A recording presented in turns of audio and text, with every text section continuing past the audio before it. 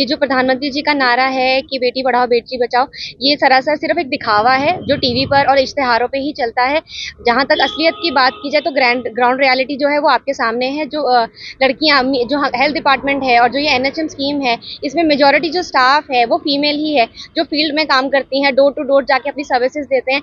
लेकिन फिर भी उनको एक जो बेसिक सैलरी, एक जो रिस्पेक्टेबल सैलरी होनी चाहिए, वो भी नहीं दी जा रही है। बार बार प्रोटेस्ट करने के बावजूद भी हमारी जो मांगे हैं वो पूरी नहीं की जा रही है और प्रशासन हमारी बात को किसी भी तरह से सुनने के लिए तैयार नहीं है। को शोषण हो रहा है और इसको ये एक तरह से मानसिक शोषण आप कह सकते हो, क्योंकि इतने महंगा शहर है चंडीगढ़, इसमें सर्वाइवल बहुत कम सैलरी में करना बहुत ही मुश्किल है। तो किस तरह के प्रदर्शन आप आगे जारी रखेंगे? क्या कभी प्रशासन के अधिकारियों से आपकी बात हुई है इस मामले में?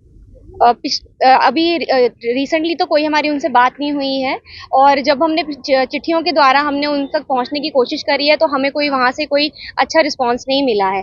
तो अभी हमारे जो स्टेप बाय स्टेप हम गेट रैलीज करेंगे हमारी जो ब्रांचेस हैं हॉस्पिटल्स की वहां पर, उसके बाद अगर 16 तारीख जो हमारा लास्ट प्रदर्शन है 16 के सरकारी अस्पताल में, अगर वहां पर भी हमारी सुनवाई नहीं हुई तो हम आगे प्रशासन के जो उच्च अधिकारी हैं उनसे मिलने की कोशिश करेंगे, जिस भी तरह से की जाए। 2011 से तो हमारी मुख्य मांग यही है, जो हम इतने वर्षों से हम कॉन्ट्रैक्ट पे जॉब करते आ रहे हैं, हमें हमेशा यही कहा गया है कि आपकी एक स्कीम है एनएचएम जो सेंट्रल गवर्नमेंट है, बट हमारी हम जो काम करते हैं वो चंडीगढ़ एडमिनिस्ट्रेशन के लिए काम करते हैं और बहुत सालों से पहले चंडीगढ़ में भी शेयर पड़ता था एडमिनिस्ट्रेशन का सैलरी के अंदर।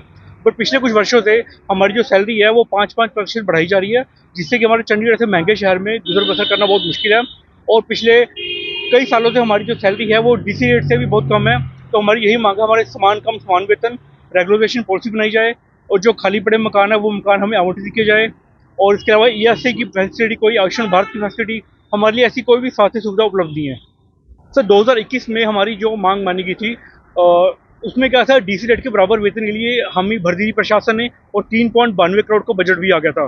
परंतु कुछ प्रशासनिक फेरबदल के कारण उन्होंने जो हमारी मांग है उस पर एक शर्तें लागू कर दी कि आपको आउटसोर्सिंग की शर्तें माननी पड़ेंगी, जबकि हम लोग डायरेक्ट कॉन्ट्रैक्ट के थ्रू, प्रॉपर चैनल के थ्रू रिक्रूटमेंट हमारी हुई है, प्रॉपर इसकी एडवर्टाइजमेंट होती है, एड निकलती है, स्क्रूटनी होती है, रिटन टेस्ट होता है, एग्जाम हो गई, सारे इंटरव्यू के बाद हमें बकायदा रखा जाता है।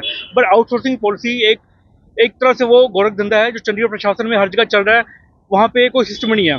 तो हमें उन शर्तों के हम उसके खिलाफ थे, क्योंकि उन शर्तों के में आपकी जो है जो बेसिक जो मूल अधिकार एम्प्लॉइज के होते हैं वो मारे जा रहे थे, इसलिए हमने उन शर्तों को मानने को मना कर दिया।